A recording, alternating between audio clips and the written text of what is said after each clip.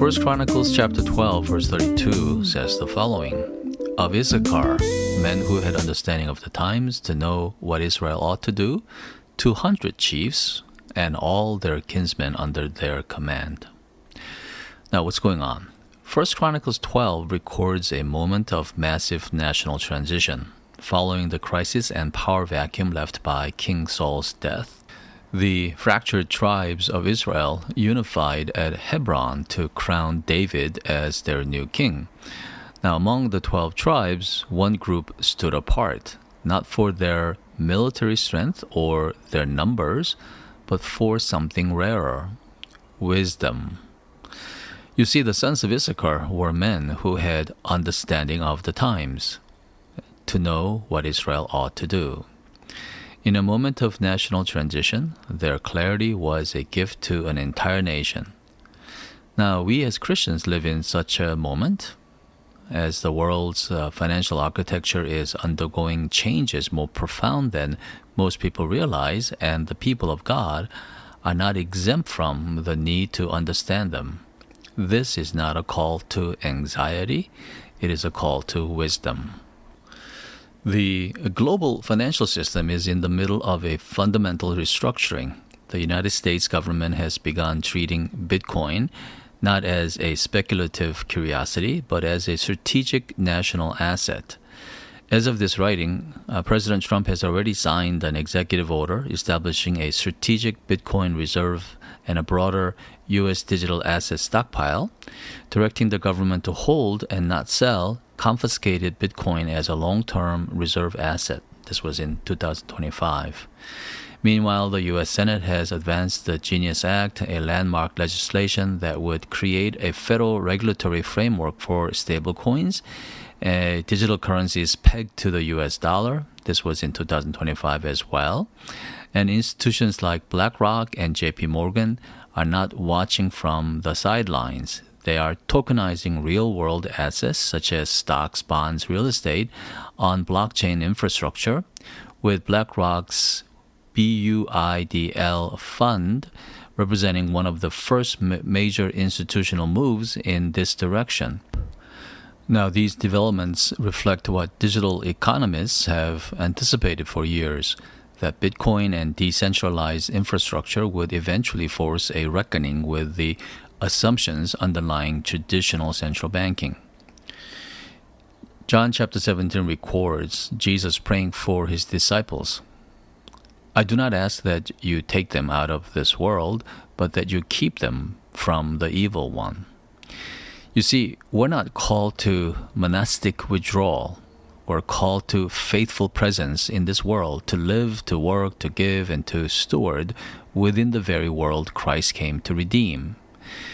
And this has profound implications for Christians when the Bible instructs believers to be faithful in a very little.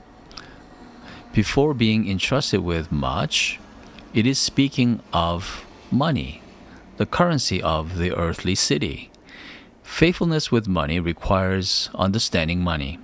When Proverbs says that the prudent sees danger and hides himself, but the simple go on and suffer for it, it assumes that the prudent person is paying attention to what's happening in the world, in God's plan, and in our lives, in our personal sphere. Spiritual faithfulness and informed awareness are not in tension, they belong together. John Calvin understood this. In his Institutes of the Christian Religion, he argued that Christians are not to despise the earthly gifts of knowledge, wisdom, and skill that God has distributed throughout humanity by common grace.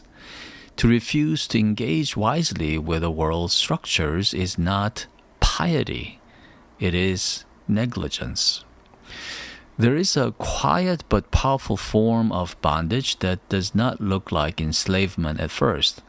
And it is the bondage of the person who, because they have not understood what is happening around them, finding themselves shaped entirely by forces they never chose and they never examined.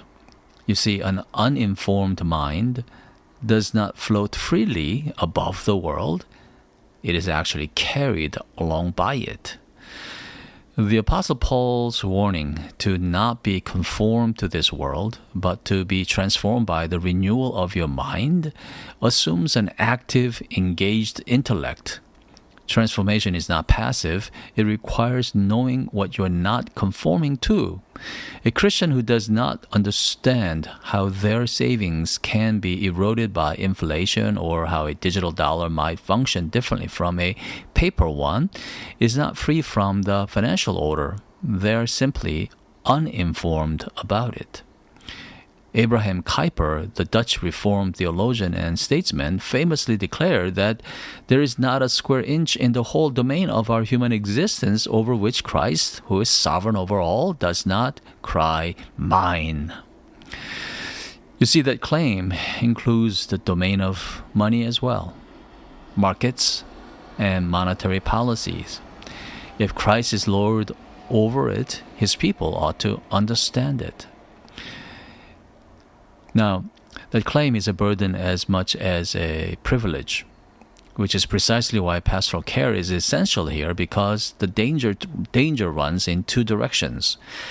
The first danger is ignorance, being swept along by financial changes without discernment. The second danger is absorption, becoming so preoccupied with financial systems that our security, identity, and hope quietly migrate from God to our portfolio.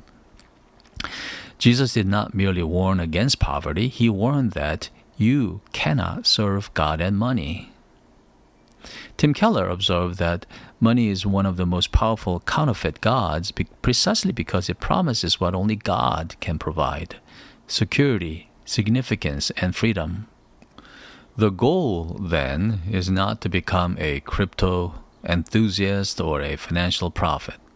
The goal is to be like the sons of Issachar, understanding the times well enough to know what to do, all while remaining grounded in the one who holds both the times and our lives in his hands.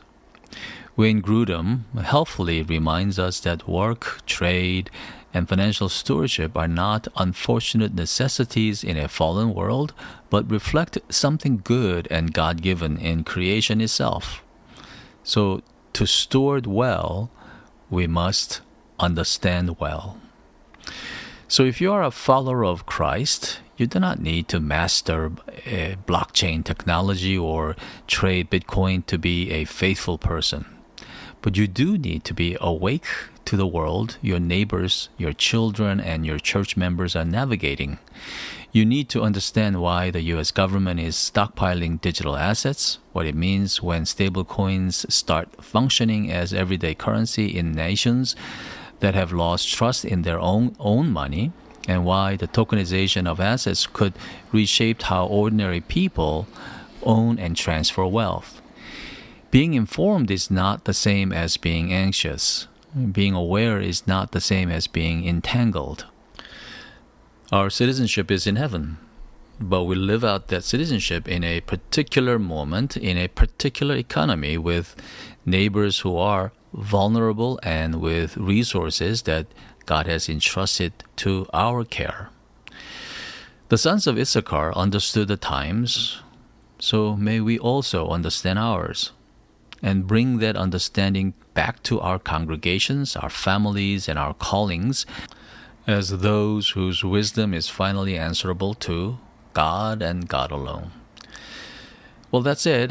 Thanks for joining us. I hope I was able to provide you a balanced approach to what is happening in the world from a Calvinist Christian life coach's perspective.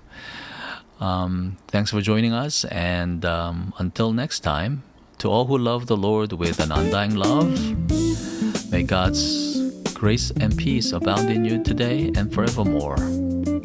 Godspeed.